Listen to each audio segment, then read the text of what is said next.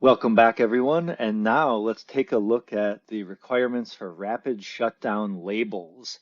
Now remember, rapid shutdown for PV systems on buildings is in section 690.12, but requirements for labeling is in 690.56, identification of power sources. So 690.56C says buildings with rapid shutdown. Well, there's the required label, which we're going to talk about. And first, the location of this label is at the service equipment, wherever there's an interconnected PV system. Or code does allow the provision for an approved, readily visible location. So you may be able to work with your AHJ and say, hey, I'm going to put my rapid shutdown label at this specific location, and maybe they approve it or they don't.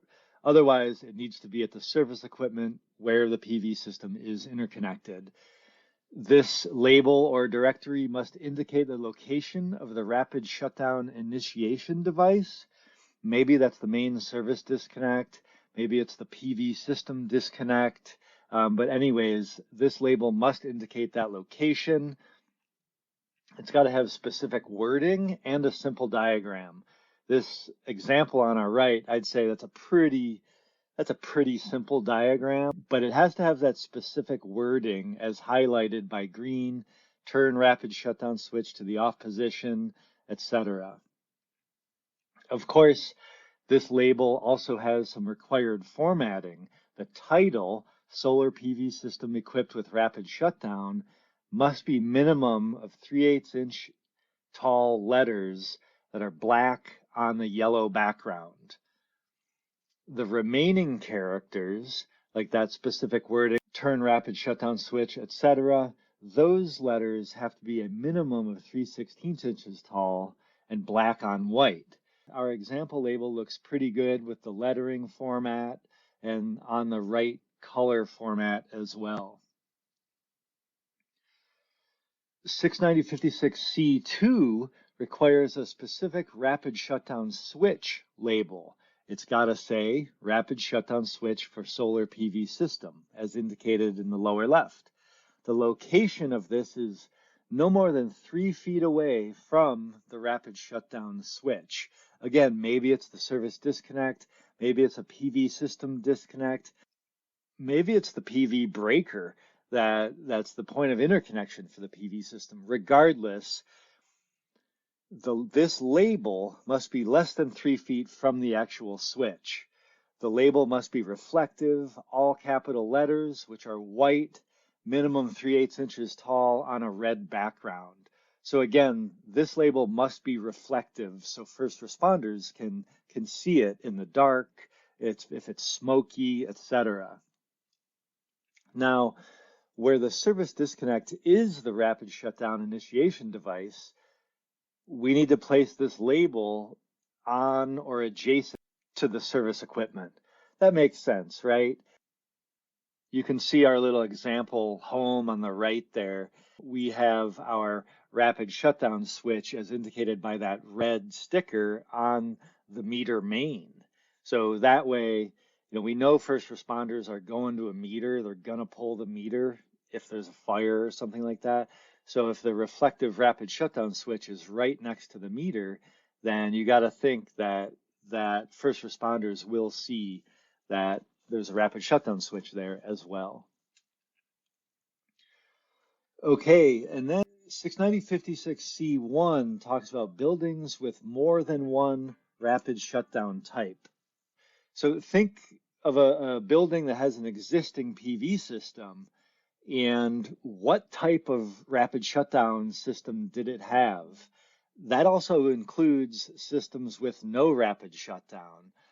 Or maybe there's an existing system that includes some type of rapid shutdown from an earlier code cycle.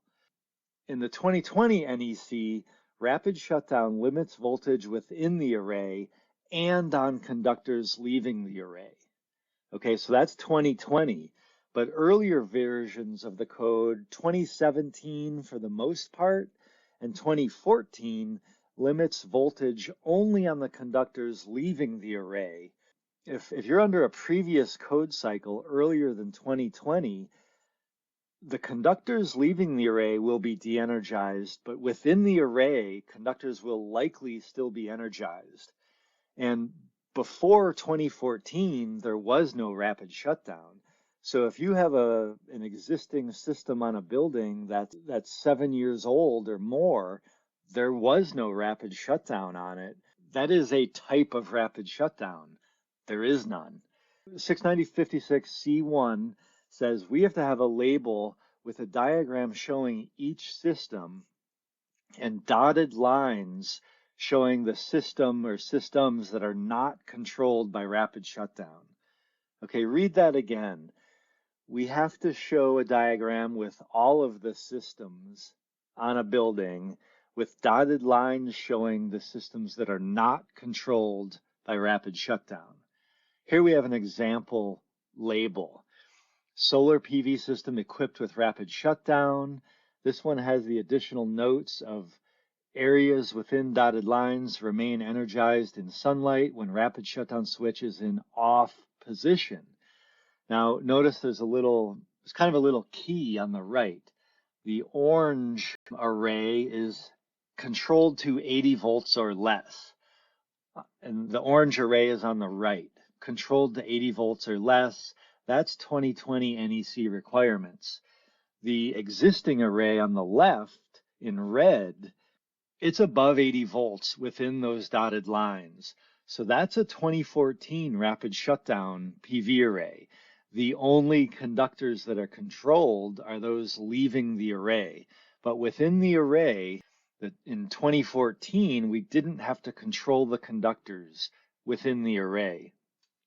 So this label might, if a first responder sees this label, they say, hey, a portion of this array is going to be at 80 volts or less. But this portion on the left, we're going to still have our high DC voltage, even though that was a 2014 rapid shutdown array.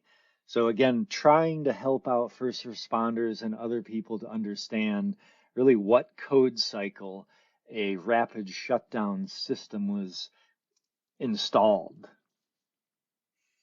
I would suggest looking at 690.12 again if you're not really familiar with it.